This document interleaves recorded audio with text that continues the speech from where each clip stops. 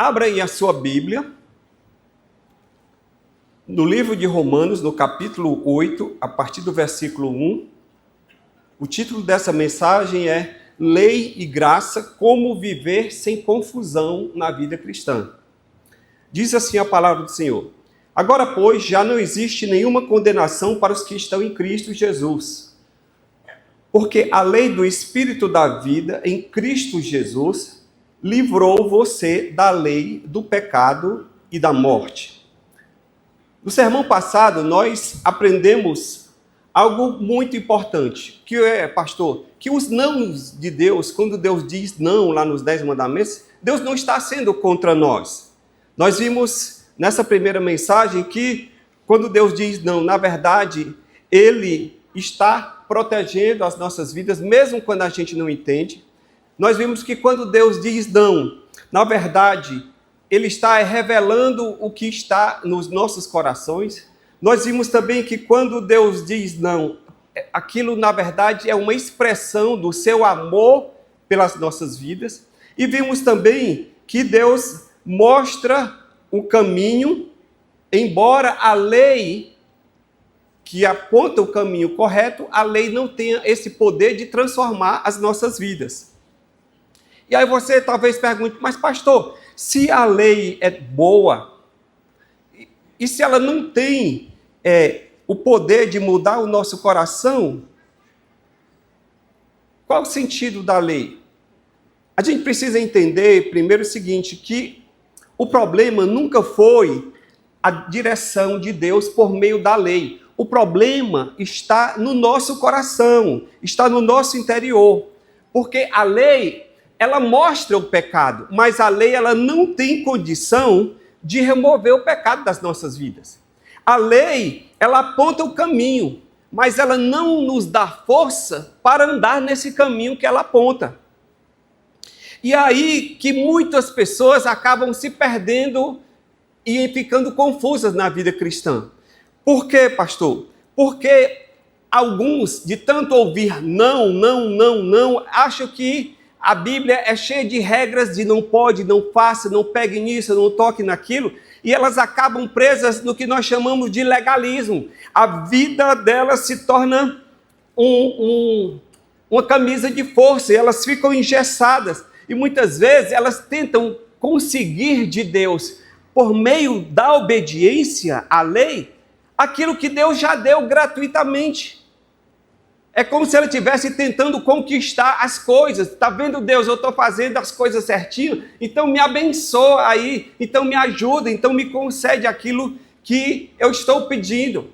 E já outros que não querem viver nesse legalismo cheio de regras, eles andam para um caminho do liberalismo, que termina numa libertinagem. A pessoa acaba, em nome da graça de Deus, em nome do amor de Deus, ela acaba vivendo em pecado e acha que está tudo bem, que no final Deus entende, que Deus vai passar a mão na cabeça de todo mundo, porque Deus é amor, e agora como se a graça fosse uma licença para que nós vivêssemos em pecado.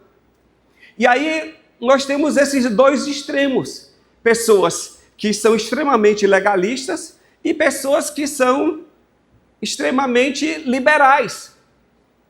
E no meio desses extremos, tem pessoas sinceras, pessoas como eu e você, que amam a Deus, que querem servir a Deus, mas que estão meio que perdidas. E por que a gente precisa da Bíblia? A gente precisa da Bíblia porque a Bíblia ela nos aponta o caminho. A Bíblia ela traz o equilíbrio para que a gente não viva nem no extremo e nem no outro. A lei que é dada no Antigo Testamento, ela revela o que? A nossa necessidade. Porque ela mostra que nós somos imperfeitos e incapazes de fazer a vontade de Deus. E aí onde é que entra a graça? A graça de Deus, ela entra exatamente na provisão do sacrifício de Jesus para cobrir os nossos pecados, porque nós somos incapazes de atingir o padrão de Deus. E como a gente é incapaz de atingir o padrão de Deus, que é muito alto, se não for a graça de Deus nas nossas vidas, nós viveremos debaixo de uma eterna condenação. Até aqui que você está entendendo? Amém? Então você vai dizer para o seu vizinho aí uma frase durante essa pregação. Você vai dizer para ele, olhando nos olhos dele aí, como diz o pastor, fazendo uma cara de profeta, e vai dizer o seguinte: Deus não nos salvou para vivermos sem direção, mas para vivermos transformados.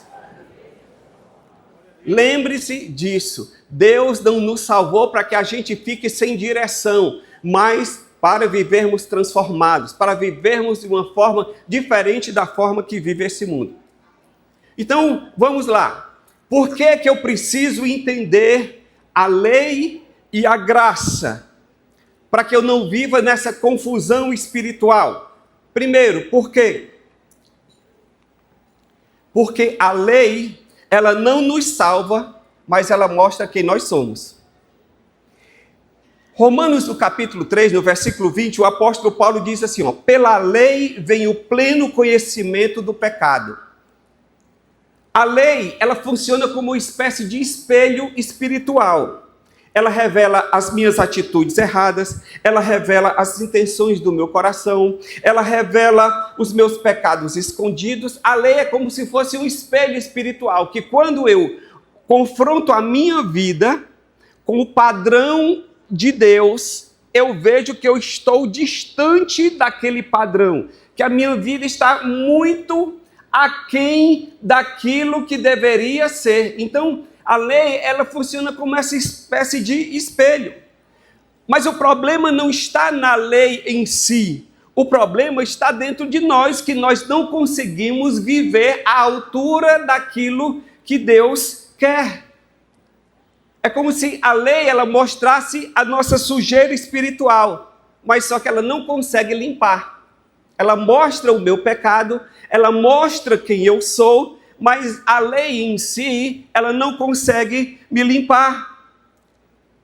E Paulo, ele reconheceu isso muito bem lá em Romanos, no capítulo 7, no versículo 7, quando diz que eu não teria conhecido a cobiça se a lei não tivesse dito não cobice. Ou seja, foi somente pela lei que diz não cobiçarás que eu entendo que existe cobiça no meu coração. Então, a lei, ela funciona como essa espécie de espelho, de professor, que mostra o que há errado dentro do meu interior e do seu interior.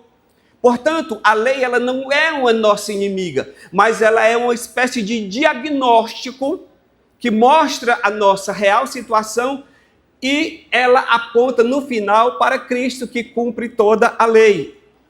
Por isso que o apóstolo Paulo diz lá em Romanos, no capítulo 10, no versículo 4, que ele diz: porque o fim da lei é Cristo, para a justiça de todo aquele que crê. A lei vai mostrar a minha incapacidade, quem eu sou, a minha incapacidade de cumprir o padrão de Deus, de viver à altura do padrão de Deus, mas ela não me deixa no desespero. Porque você poderia dizer assim: e agora? Aí ela aponta para Cristo, que Cristo cumpre a lei, e agora, porque Ele cumpre toda a lei, eu, quando coloco a minha fé nele, eu recebo a justiça dele na minha vida e eu me torno aceitável diante de Deus. Deu para entender? Então, a lei, ela aponta exatamente para Cristo. Da mesma forma, quando alguém olha no espelho, que percebe que o seu rosto está sujo, se você vai diante do espelho, aí você olha que seu rosto está sujo, você pega o espelho e esfrega o espelho no rosto para se limpar? Não. Você pega água e se lava. Por quê? Porque o espelho, ele não teve o objetivo de te limpar, mas só de revelar o sujo que há em você. Aí você pega a água e com aquela água você se lava, e aí quando você volta para o espelho, aí você diz: agora está limpo. É esse o objetivo da lei, entende? Então a lei não é para te condenar, é para te mostrar quem você de fato é. Da mesma forma, a lei, ela revela o meu pecado, mas somente Cristo pode transformar esse coração que é pecador. Por isso que a lei, o fim da lei é Cristo, porque ela aponta para Cristo a solução para eu conseguir viver no padrão de justiça de Deus para me tornar aceitável diante dele. Muitas pessoas vivem tentando se justificar, tentando esconder seus erros, ou até mesmo se consertar sozinhas. Mas quando a palavra de Deus ela nos confronta e mostra todas essas atitudes erradas do meu e do seu coração, isso não é para nos destruir, não é para nos abater, não é para nos desencorajar. Ao contrário, é uma oportunidade de transformação na minha vida. Porque quando eu entendo quem eu sou e a minha incapacidade de atingir o padrão de Deus, aí só tem uma solução para mim: correr para a cruz de Cristo e dizer: Senhor, seja propício a mim, pecador. Me ajude, me perdoe, me transforme, me limpe, me purifique, porque eu mesmo, com a minha boa intenção, com a minha boa vontade, eu não consigo chegar ao padrão do Senhor. Amém?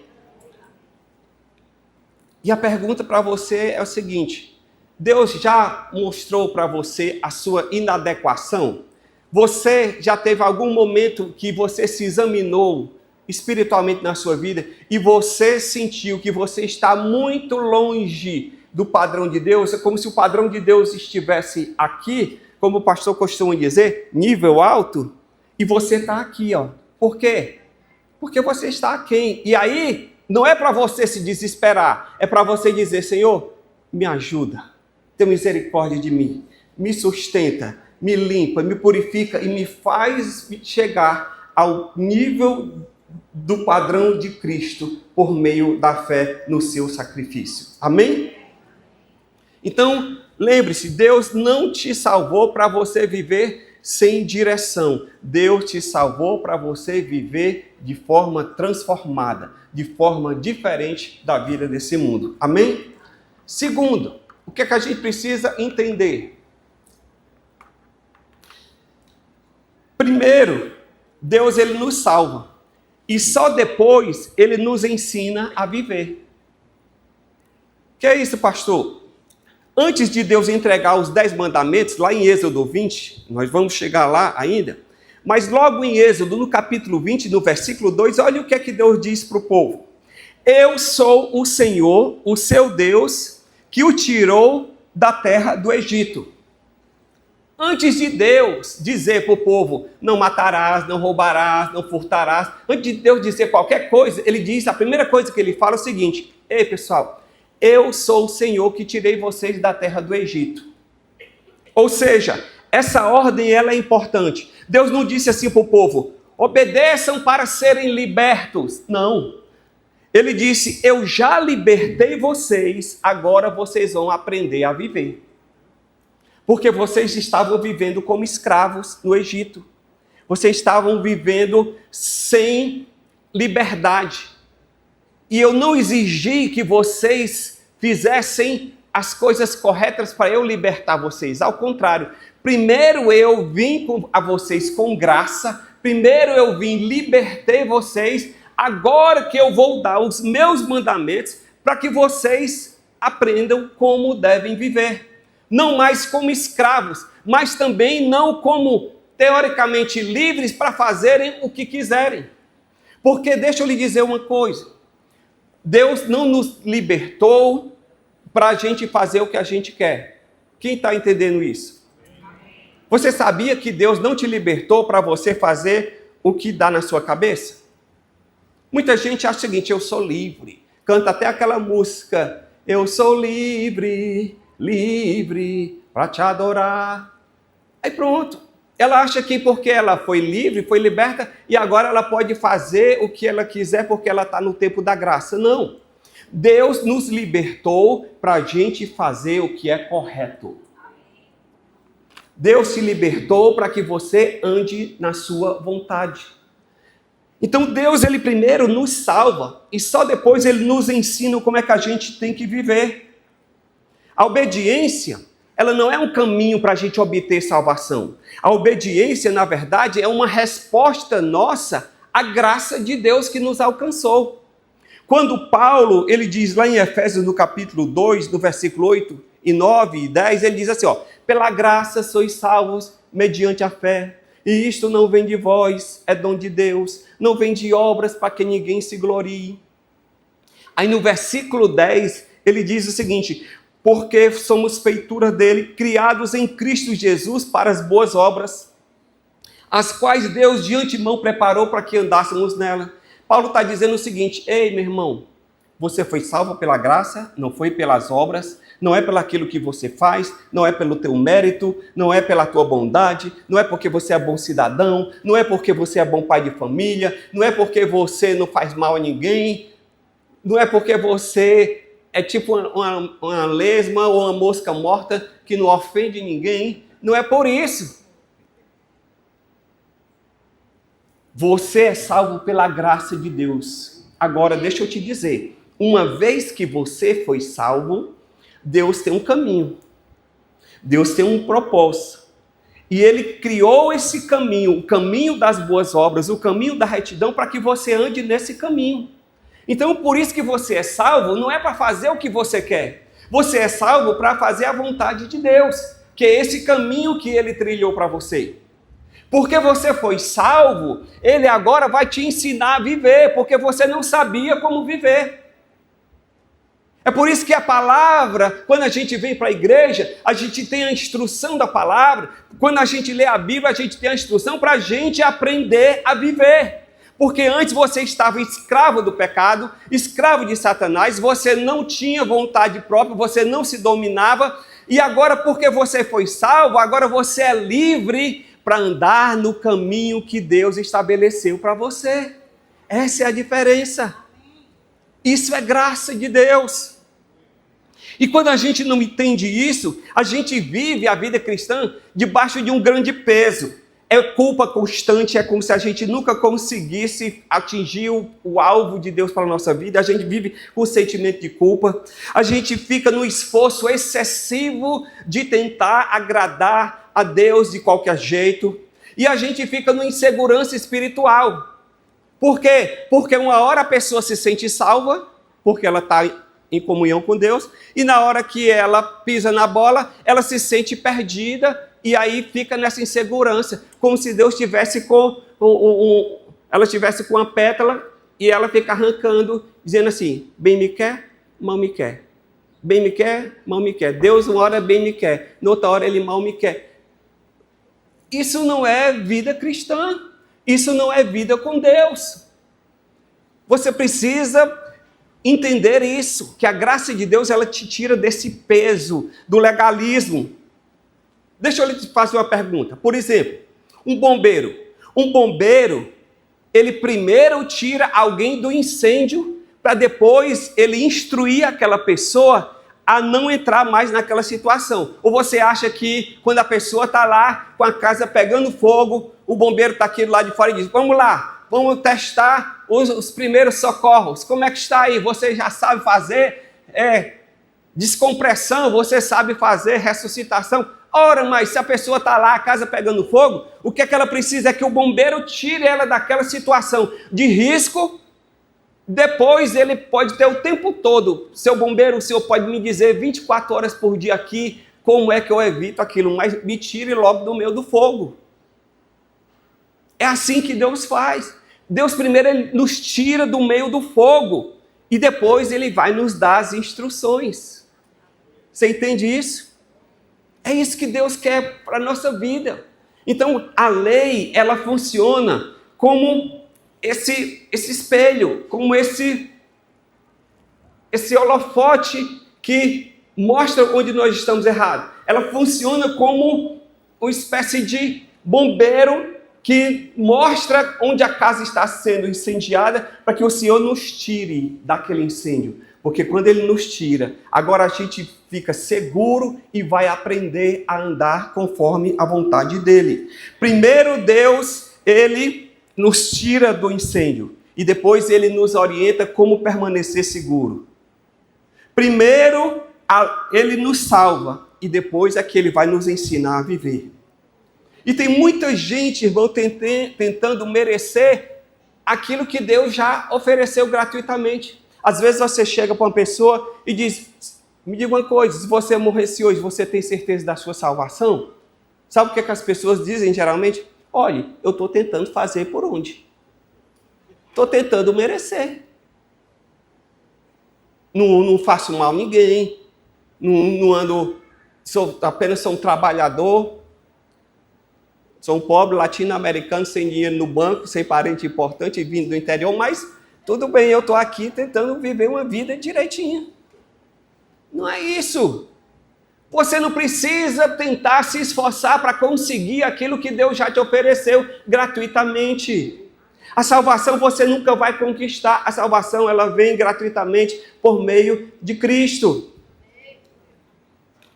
Então pare de tentar provar o seu valor. Pare de tentar provar para Deus que você tem valor. Apesar do cântico dizer, você tem valor, o Espírito Santo se move em você. Mas você não precisa tentar provar nada para ninguém. Pare de viver debaixo de culpa. Pare de tentar conseguir as coisas de Deus pela obediência e passe a viver pela gratidão. Amém?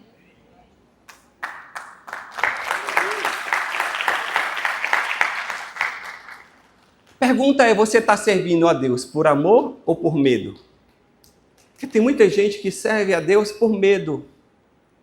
Por medo de ir para o inferno, eu preciso fazer alguma coisa, e está igual o Joãozinho que disse que tinha que fazer uma boa ação. Eu já falei isso aqui uma vez. Vocês lembram?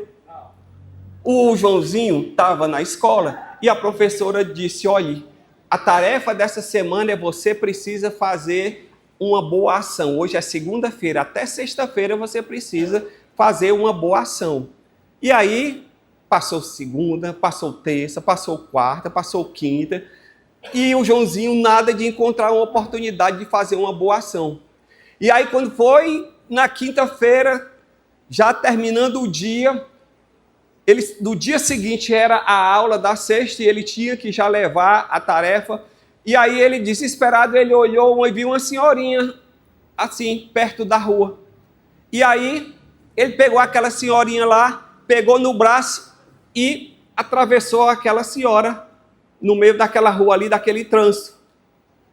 E aí, quando foi na sexta-feira, a professora perguntou, cada um disse o que tinha sido feito de bom. E quando chegou no Joãozinho, ele disse, Joãozinho, o que é que você fez de bom essa semana? Qual foi a tarefa que eu lhe dei que você cumpriu? Ele disse, professora, eu ajudei uma senhora a atravessar a rua. Ela disse, muito bem, Joãozinho.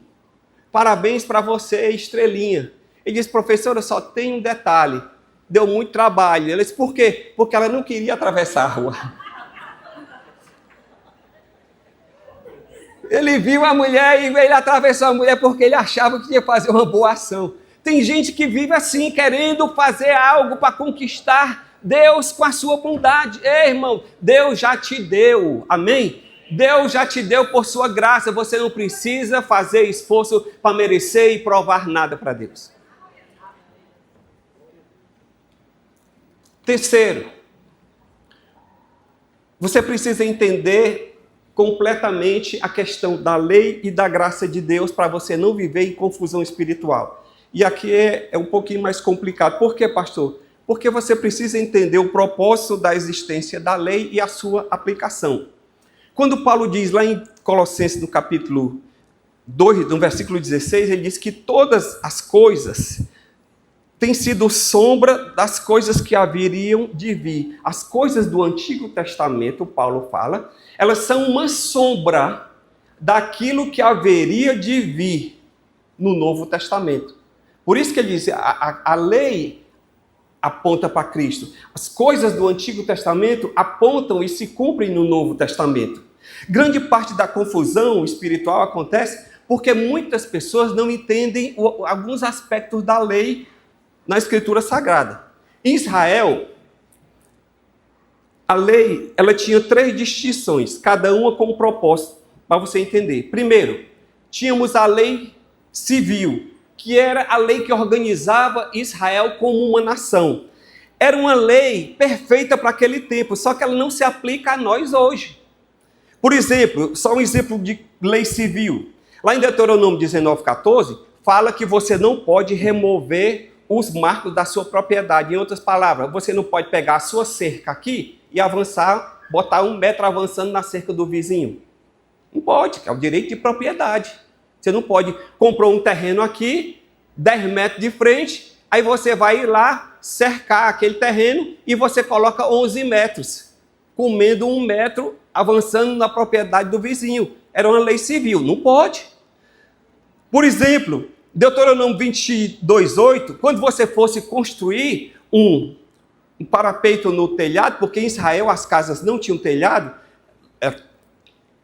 piso, é plano, então a pessoa chega no telhado da casa e ela podia chegar na beira e cair. Então ele diz, quando você for construir o seu telhado, construa um muro com um parapeito alto, para que a pessoa não se acidente. Era uma lei civil. Você criava um boi, então você tinha que manter aquele animal preso, porque lá em Êxodo 21, diz que se aquele boi for solto e matar alguém, você vai se responsabilizar. Isso é lei civil. Então, essas leis que havia em Israel, era para ela como nação. Não tem nada a ver conosco hoje. Eram códigos jurídicos para aquele povo. E aí você pega, lê aquela lei e quer aplicar hoje simplesmente a nós. E aí não pode. Tinha também outro aspecto da lei, que era a lei cerimonial. O que era a lei cerimonial? A lei cerimonial, ela apontava para Jesus. Por exemplo, os sistemas de sacrifícios, os rituais, as festas, tudo isso eram leis cerimoniais. Lá em Levítico, do capítulo 1 ao 7, nós temos o sistema de sacrifício. Tem muita gente que começa a ler a Bíblia e quando chega em Levítico, dá uma travada. O pastor Totinha mesmo já falou aqui, que ele disse que quando chegava, ele parava o plano de leitura da Bíblia dele. Porque quando chegava em Levítico, aí diz oferta de pecado, sistema de sacrifício, holocausto, oferta pela paz, oferta pelo pecado. E aí você diz, meu Deus, para que isso? Eram leis cerimoniais, querido. Leis alimentares, que dizia que esse animal é puro, esse animal é impuro. Isso eram leis cerimoniais. E essas leis, elas tinham um propósito para regular a vida das pessoas, mas que elas não se aplicam a nós hoje. Por quê, pastor? Porque quando Cristo veio, ele cumpriu toda a lei. E agora eu e você não precisamos mais ficar presos a leis cerimoniais. Você não precisa ficar usando talite, você não precisa ficar usando kippah, porque aquilo ali são coisas da cerimônia judaica. E não faz sentido eu ficar aqui querendo judaizar a igreja. Todo mundo agora, a partir de agora, todos os irmãos, quando entrar ali na igreja, tem que usar um kippah.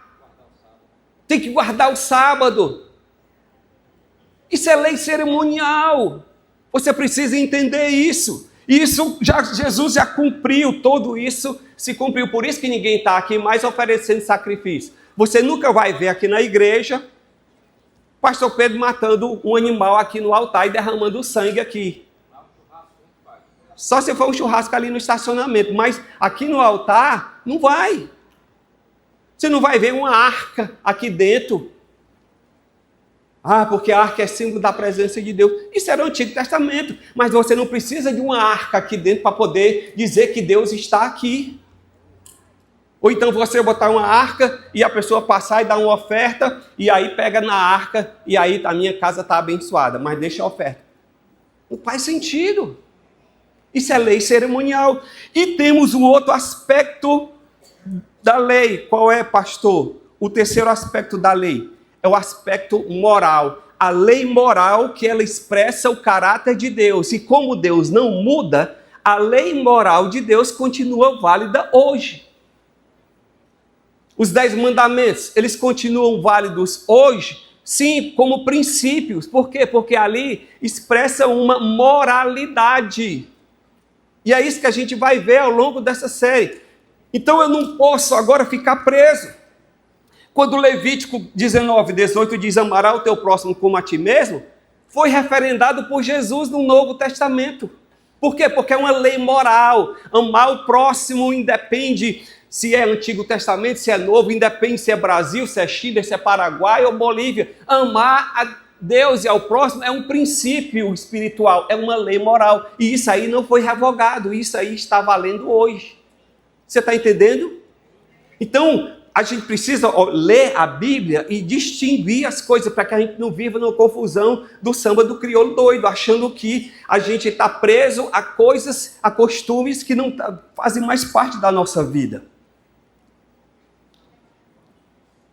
E quando nós não entendemos isso, a gente fica nesse legalismo, essa coisa de não pode, não toque.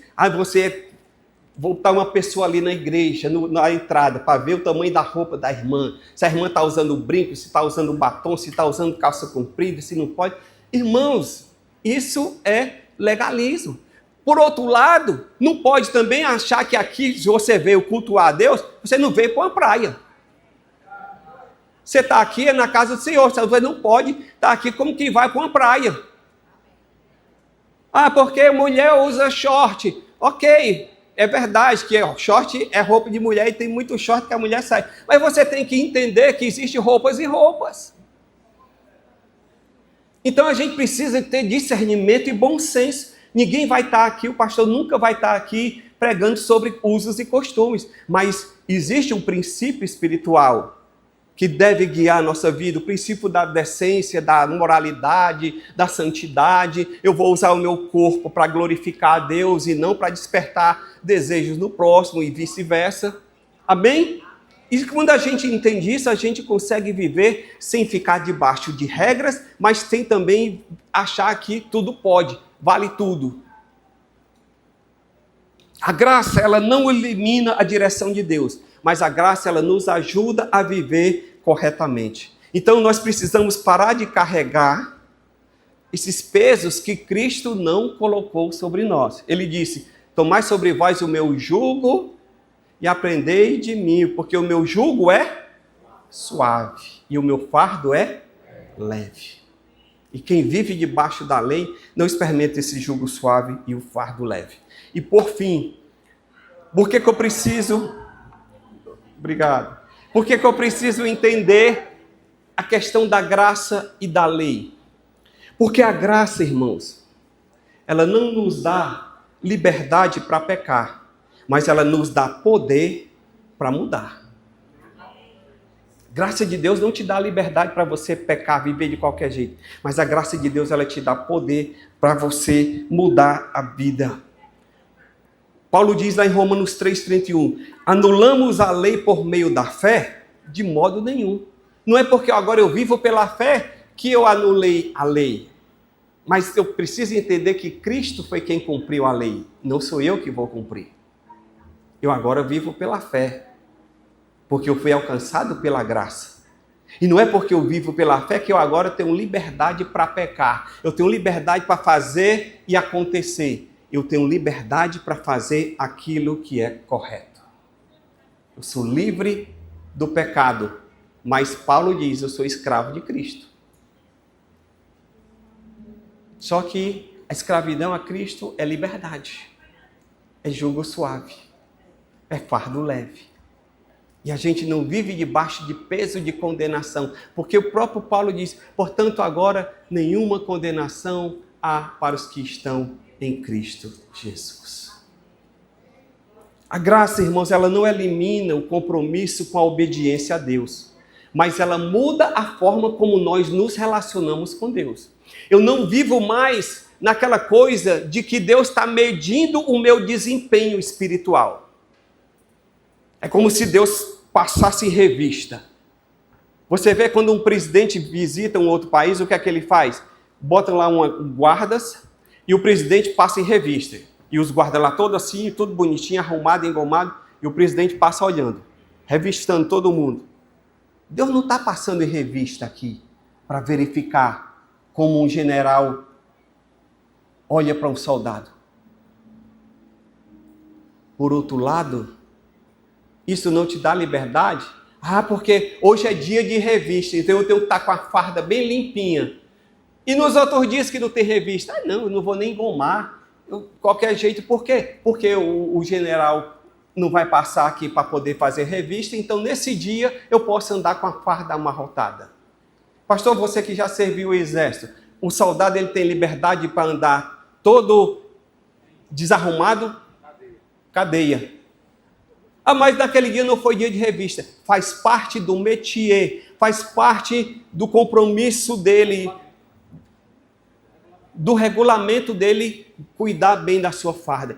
Faz parte da nossa vida, do nosso regulamento de santidade, viver em obediência e em santidade com Deus. Ah, porque ninguém precisa estar te vigiando, irmãos.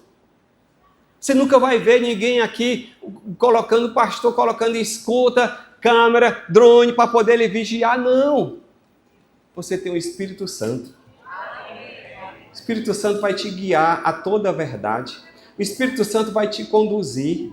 Quando você estiver diante de uma situação em que você precisa decidir, o Espírito Santo vai dizer assim, ó, é por aqui. Isso aqui não é para você. Isso aqui é bom para você. E aí você vai sendo guiado pelo Espírito. E aí você vai aprendendo a viver corretamente. Muito se fala no Brasil das 4 linhas da Constituição. Já ouviram essa expressão? Eu sempre agi dentro das 4 linhas. Nós temos umas 4 linhas, não é a Constituição. Nós temos a Bíblia Sagrada. A Bíblia Sagrada são as nossas 4 linhas. É dentro dela que nós vamos andar.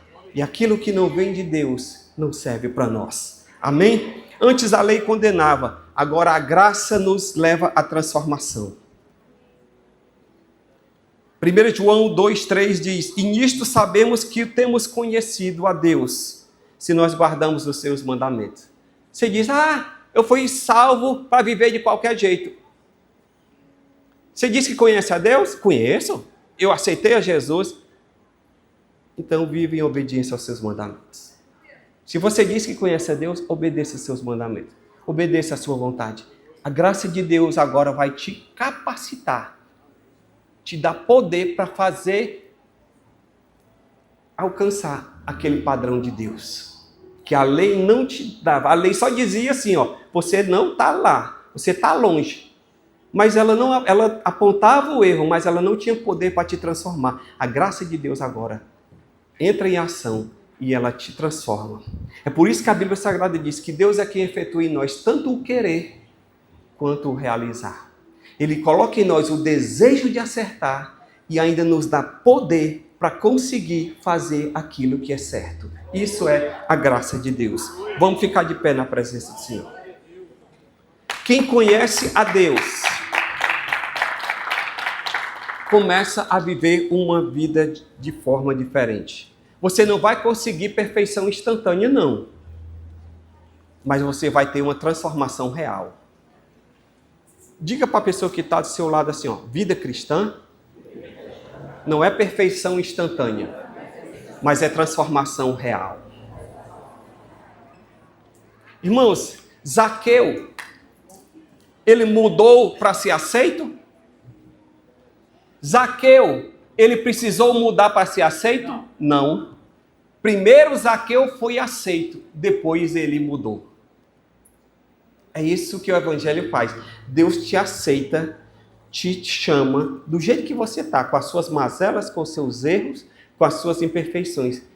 Ele não está exigindo que você vá reformar a sua vida para poder ser aceito. Venha como você está. Mas quando você vem, você é alcançado pela graça, aí vem o poder para transformar e mudar a tua vida. Sabe o que é que a graça funciona? Para você entender. A graça, quem aqui já usou o GPS? Você já usou o GPS, né? Interessante, quando você coloca uma rota no GPS, aí você vai. Alguém aqui já errou o caminho, passou da entrada? Era para você entrar na próxima rua, você não estava atento e você seguiu reto? Quem aqui já aconteceu? Várias vezes comigo. O GPS diz assim, seu burro, presta atenção no serviço, rapaz. É assim que o GPS diz? Não. Ele só diz assim, recalculando a rota. E aí ele traça uma nova rota para que você permaneça no caminho. Assim é a graça de Deus. Deus aponta um caminho para mim e para você. Quando a gente erra aquele caminho, o Espírito Santo não diz assim, ó, desisto desse aí. É assim? Não. caiu várias vezes. Estou fora. Não. O Senhor, ele simplesmente diz, o cair é do homem, mas o levantar é de Deus. Traça a rota aí para ele, vamos botar esse menino no caminho direito. Porque ele vai chegar lá. Ele já foi salvo, ele já foi comprado e lavado com o sangue de Jesus. Então o seu destino é o céu, meu filho. Você vai chegar lá, porque a graça de Deus te dá esse poder. A lei simplesmente mostrava o teu erro e você tinha que se virar. A graça de Deus diz, não, ó, o erro é aqui, mas deixa eu te dizer, eu vou te ajudar a chegar no caminho correto. Isso é a graça de Deus na minha e na sua vida.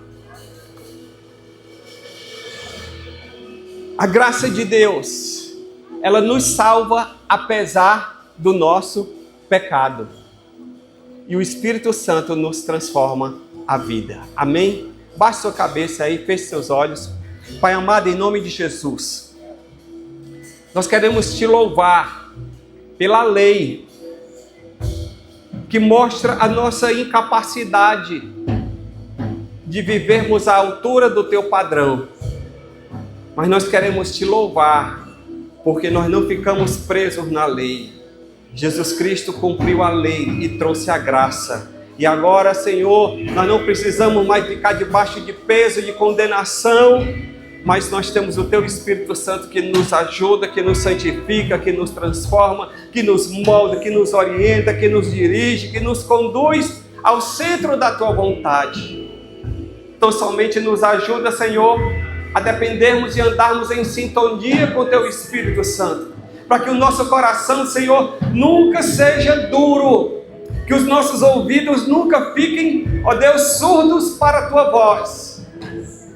Senhor, não nos deixe andar pelos nossos próprios caminhos, não nos deixe querer trilhar na nossa própria vontade, mas vem Espírito Santo, Consolador, Espírito Santo de sabedoria, venha sobre as nossas vidas, nos capacite, nos oriente e nos conduza ao centro da vontade de Deus, porque nós queremos viver, Senhor, livres, libertos para fazer a Tua vontade. Nós rendemos a nossa vontade a Ti, nós rendemos o nosso desejo a Ti, como foi orado aqui no início do culto, venha sobre nós o Teu reino, seja feita a Tua vontade nesta terra que sou eu, assim como ela é feita no céu. Senhor, eu sou pó, eu sou barro, eu sou, Senhor, ó Deus, do pó da terra, como diz a Tua palavra.